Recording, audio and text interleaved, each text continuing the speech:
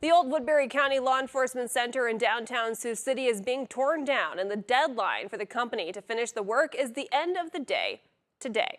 The Woodbury County Board of Supervisors accepted the bid from Lieber Construction of North Sioux City for just under $519,000. That was back on December 9th of 2025. Now, under the contract, Lieber Construction had until the end of March of 2026 to demolish the building and repack the soil there at the site. The county would then sell the land to the city of Sioux City for $1. KTV's Kaylee Doms checked in on how that demolition was going on the final contract day. She joins us live in studio with the latest. And Kaylee, did Lieber Construction meet that deadline today?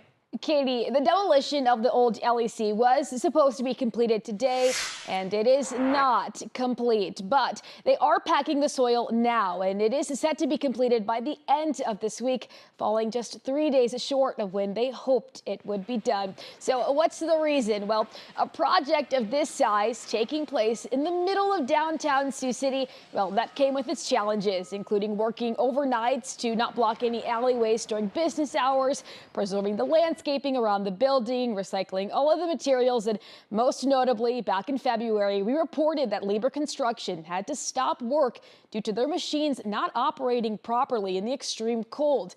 Now, at that time, the organization still believed they would meet today's deadline, but unfortunately, that weather is the reason for the delay.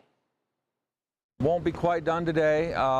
There were a few weather conditions that slowed us down. We got really cold like 2 or 3 times, which it was impossible for working conditions.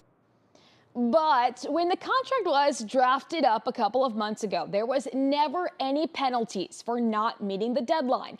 And the county says they're very happy with the work Lieber Construction has done and the way they've done it. They've been a very good contractor to work with on this project. They've said several times throughout the project they want to make sure that the county's satisfied when the work's completed. We've had several meetings as small issues come up, as they often do on big projects like this.